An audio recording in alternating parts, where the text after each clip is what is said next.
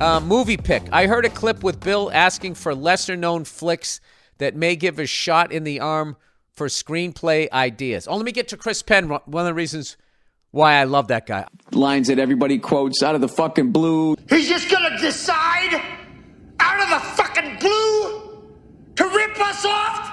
You know, I'm trying to be a fucking professional. You acting like a first-year fucking thief. I'm acting like a professional. You almost got me killed. Asshole. You almost killed me! Asshole! All those ones that everybody knows.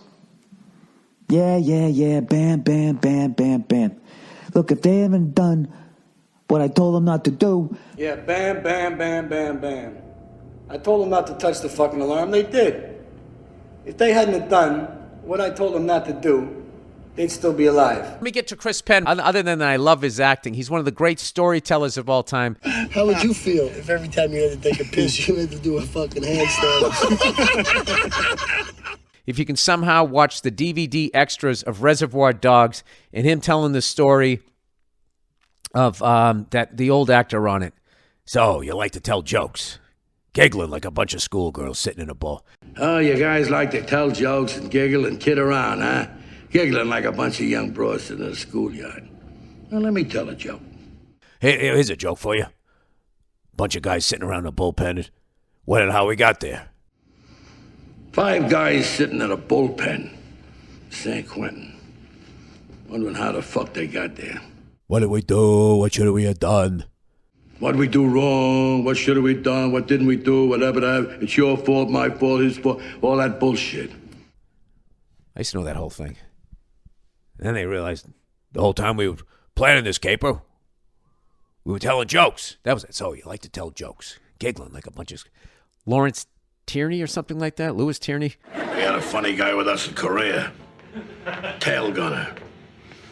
They blew his brains out all over the Pacific. There's nothing funny about that. Whatever. Chris Penn tells this amazing story of that guy taking like 12 buses to come over and meet with him before they work on the movie and bringing like luggage to then stay at his house when Chris never said you could stay at my house. It was just like, just effortless storytelling. And he just,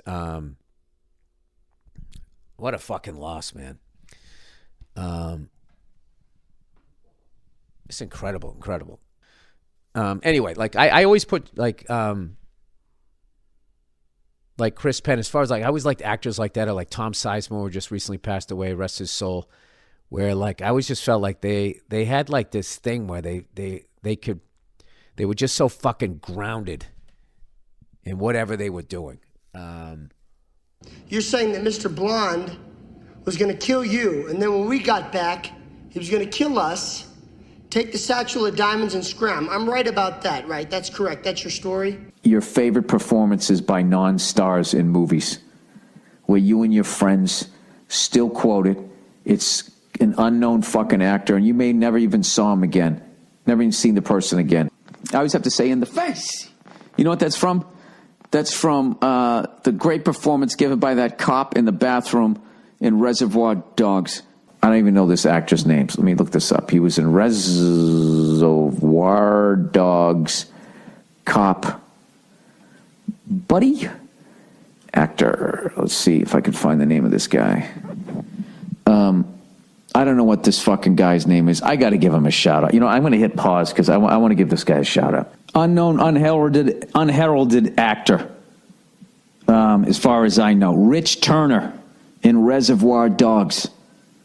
It's one of my favorite fucking just one scene actors. I don't know. I don't watch a ton of movies, but I fucking love this guy. He plays the cop in the bathroom when what's his face? Tim Roth is sitting there with all the drugs, and he comes out and there's the drug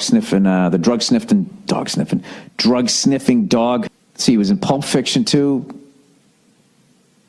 Meaning also, yeah, he wasn't in a lot of movies, but he plays the way he's being the cop and he's telling that story. And then this guy's girlfriend, this real sexy Oriental bitch, you know, she starts screaming at him, Chuck, what are you doing? Just the way he, like the line, I said, buddy, I'm going to shoot you in the face if you don't put your fucking hands on that dashboard. That's just the way it's written and the way he did it. He goes, I said, buddy, I am going to shoot you in the face if you don't put your fucking hands on that dashboard. Just the way he said it. And I said, buddy, I'm gonna shoot you in the face if you don't put your hands on the fucking dash. The rhythm of the way he speaks is so like perfect cop. I said, buddy, I am gonna shoot you in the face if you don't put your fucking hands on that dashboard. So anyway, I got my gun drawn, right? And I got to point it right at this guy. I tell him, freeze, don't fucking move. I don't know why. That sounds exactly like a fucking cop to me. So that was like something, just me and my friends. We would be fucking hammered, striking out with chicks, and you'd just be walking out to your car, and one of you invariably would just go, buddy, I am going to shoot you in the face. And everyone would just start laughing. You don't put your fucking hands on that dashboard. Who are your favorites? That's one of those movies when you've seen it that many times, like all the usual good lines that everybody quotes. Everybody knows those lines, but then once you get up to like 300-400 viewings of it, which you really can do in a summer if you fucking put your mind to it, and you have no social life like me. Yeah, that's when you start going, who the fuck is this guy playing this cop? The way he's killing this monologue, I don't know.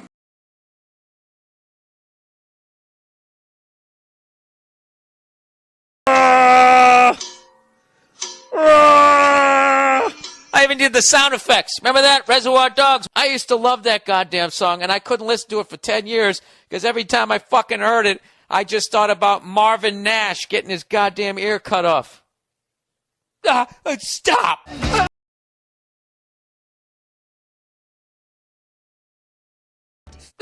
Stop! Fucking what a great piece of acting by both of those guys. Whoever played Marvin Nash and Mr. Blonde. I can never remember people's fucking names. We'll call him Vince Gilligan. I don't know his fucking name. How the fuck did I forget his name? You know, most guys to play a psycho would act like a fucking psycho, how they think a psycho's supposed to act. You know? And just how fucking calm he was. You know? That's what's really fucking scary. Somebody cutting your ear off going, and acting like a fucking maniac. You'd almost start laughing halfway through it. Like, is this guy mocking being crazy? But it's the calmness with which he does it.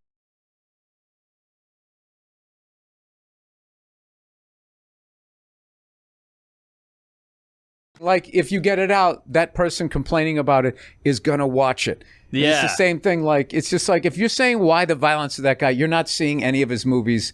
Then when he takes it out, you'll just be like, it was sort of bland, not a good effort.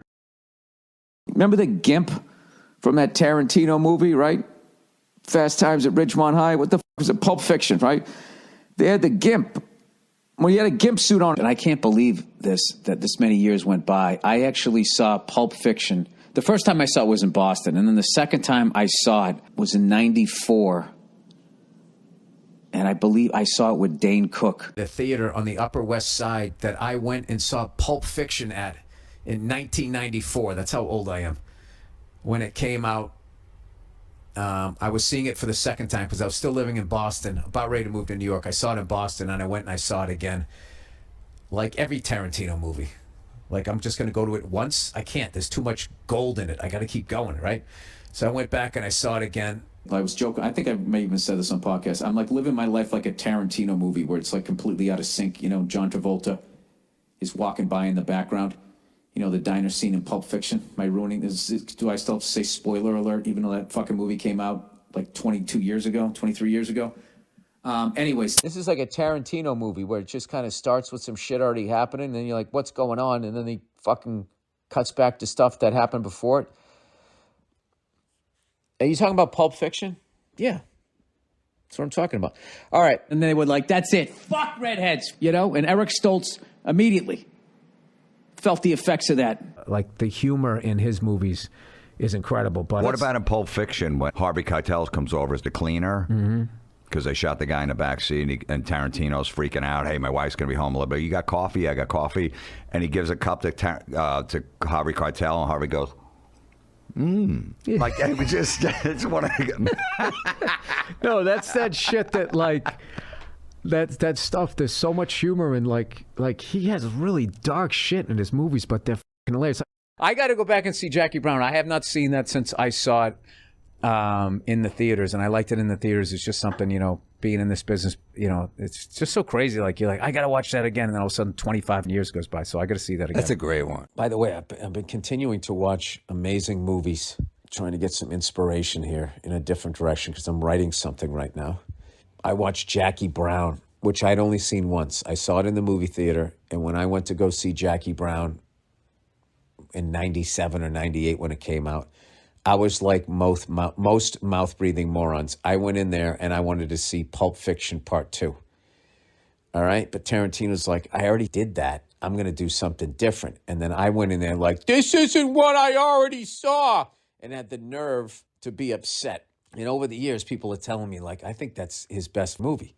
I love Jackie Brown, so I was like, I got to go back and see this thing, okay? I was an idiot in the late 90s, not like I'm not an idiot right now. And I went back and watched it, and now it might be my favorite Samuel Jackson performance. He was unbelievable in that movie.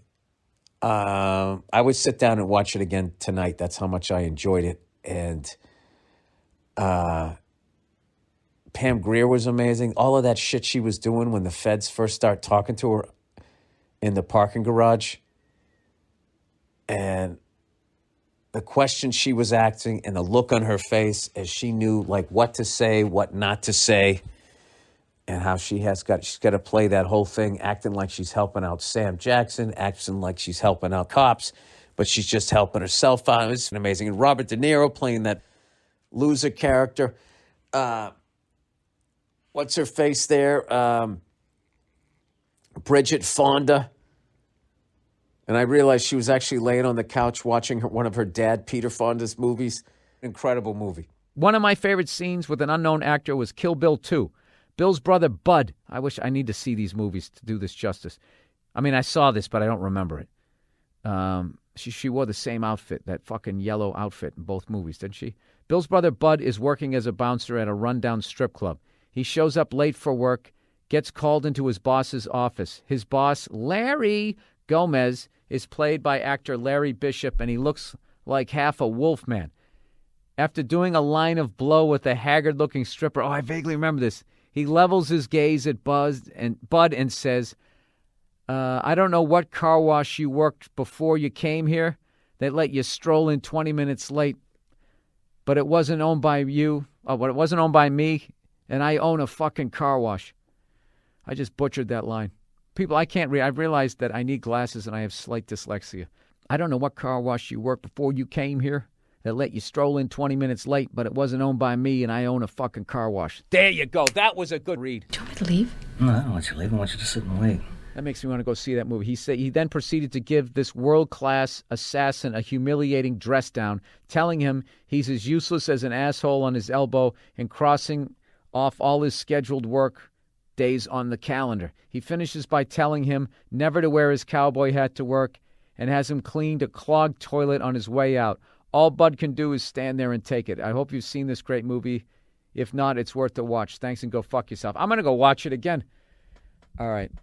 I think this bit is going to make people go see these cool movies again, and it's also going to make everybody laugh at how bad I can't fucking read out loud.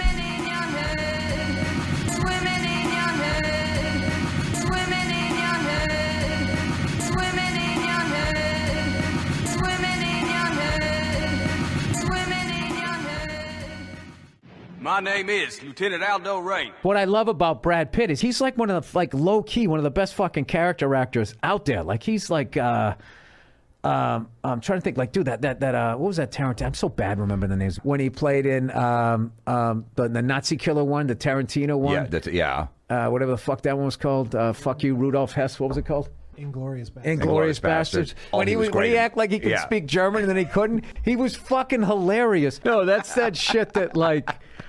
That stuff, there's so much humor and like he has really dark shit in his movies, but they're fucking hilarious. You know what's funny? They're going at Tarantino the way they go at hockey. Like, why the fighting? Why the fighting? Not only is Quentin Tarantino one of my favorite directors of all time, he is my favorite movie owner, whatever you call it, the movie house. The new Beverly Cinema.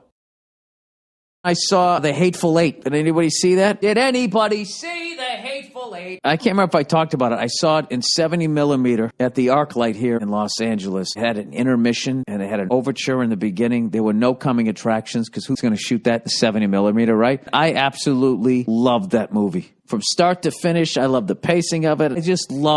I loved it. It was just an experience. Like Tarantino was like, I don't give a fuck about your cell phone, how your brain is all scrambled now because you're looking at an iPad screen all goddamn day long. The movie's this long. This is the movie I wanted to make, and you can settle in or leave. It was just an experience. I absolutely loved that movie. Imagine if Quentin Tarantino went to an AA meeting, the movie that man would write afterwards. All he's got to do is listen to their stories, throw some karate in there, and get Jamie Foxx. How do you not watch that movie? And then put it in 70 millimeter like he did his last one, The Hateful Eight. Anybody else see The Hateful Eight in 70 millimeter? And that stagecoach came into this with the whole orchestra piece. It was incredible. That's my favorite of his. Once Upon a Time? Yeah, I saw it like 3 times, and the last time I saw it in his theater, and he literally had like the Rick Dalton, like the Leonardo's character. He had like the posters. It was a total immersive experience, like those movies really happened. Yeah. It was so awesome. And no, I just thought it was like, Leonardo DiCaprio's performance when he's like, he's in the scene and he's got nothing. He's trying to like, do all this stuff. It's just like he did that so well. And then he had that little speech impediment. Like every time I watched it, I saw something else. It had one of my favorite cars of all time. It had this, I think it was a 67 Cadillac Eldorado. I love that car. And then I also like how, there's always was this mystique of the Manson family, and he just reduced them to a bunch of lazy fucks who didn't want to get a job. Right. And I think I noticed this on the third one. I don't know if this is true, but I think nobody says hippie without saying fucking in front of it. It's always hippie. Interesting. Good catch. It's the big thing of Margarita. Bunch of hippies. Yeah. The self-hatred. Yes. Yeah. The self-hatred of that. And he was going, do, like making fun of his speech impediment.